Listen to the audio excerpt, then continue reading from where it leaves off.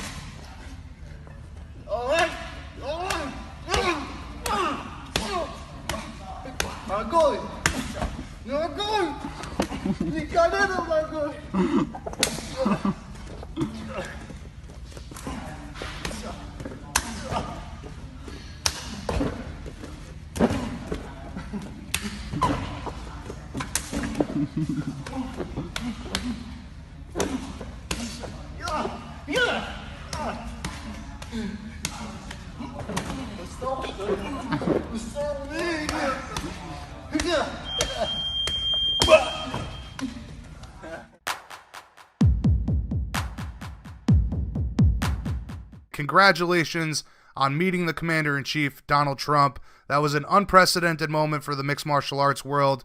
You're the first UFC champ to step foot in the Oval Office, if I'm not mistaken. Tell us about the experience. Yeah, it was the best day of my life. I knew I was going to be doing stuff like this from the beginning. I knew I was going to be making history. I spoke this into existence. I've been talking about bringing the belt to Trump in the Oval Office, and it was the best day of my life, man. Trump's a really stand-up guy, really funny guy. He was a genuine, real guy. So, we shared a good moment together, and it was definitely the most satisfying and best day of my life. I'll have that moment for the rest of my life.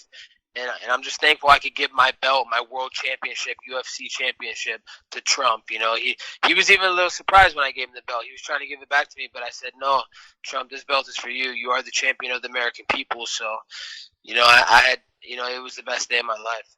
No kidding, man. So it wasn't just a photo op with the belt. You actually gave him the title.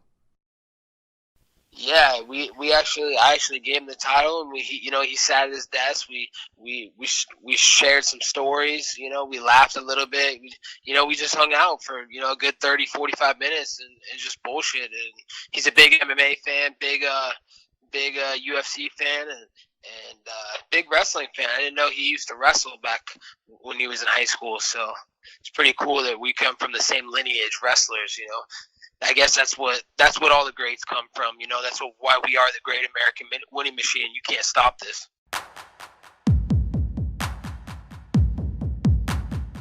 Las Vegas. And Dan, is it right in saying that this is the biggest fight of all time?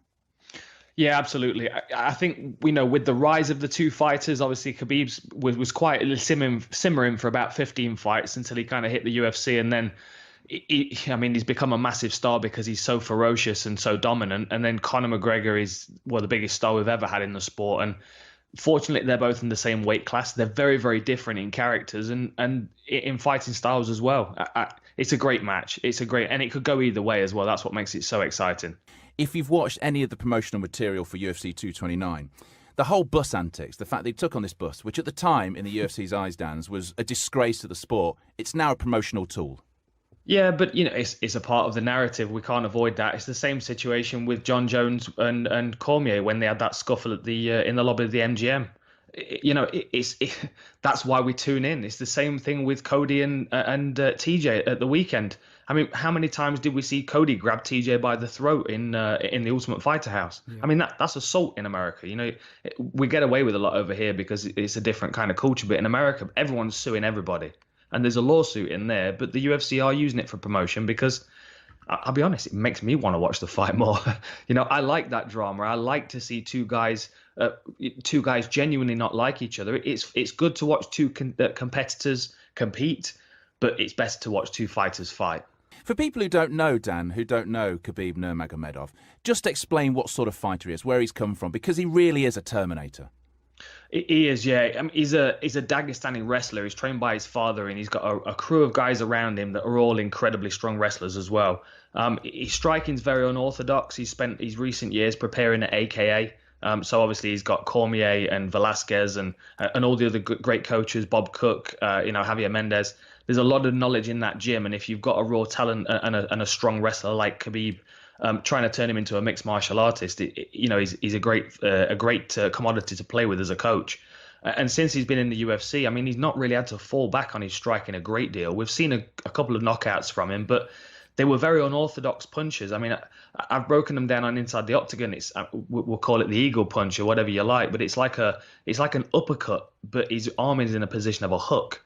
It's a very, very strange technique, but it works really well for him, and it sets up his takedowns. And that's ultimately what his game is about. He wants to smash you up against the fence. He ties people's legs up. He triangles his legs around there so they don't have a base, don't have a way out.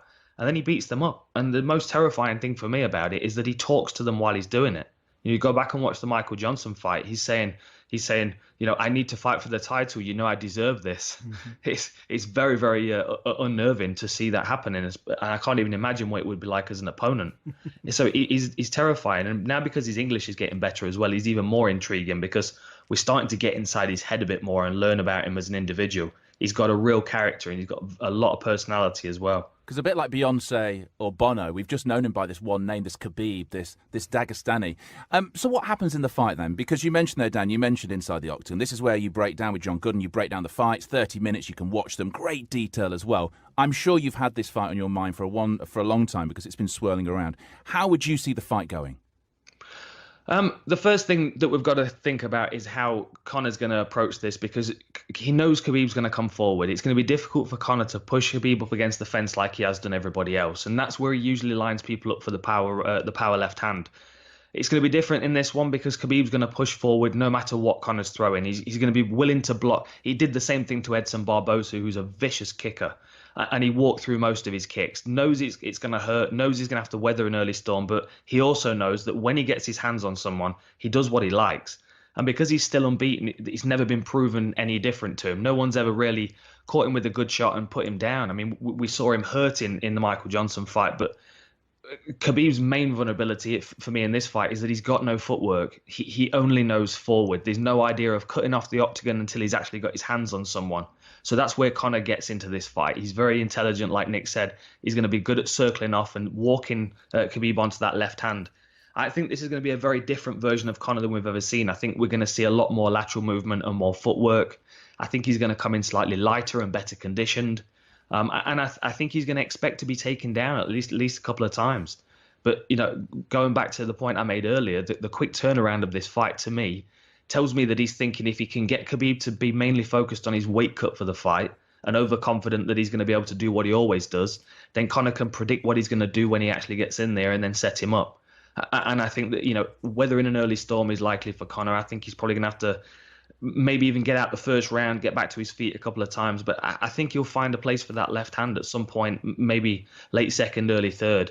And I think Khabib will walk onto it. And we've seen him slow down in the Al Iaquinta fight. First time we've seen him do 5 rounds. Yep. He did slow down. You know, there were points where you start thinking to yourself, if he was fighting Conor here and there was that sharp left hand in the toolbox, he'd be in trouble.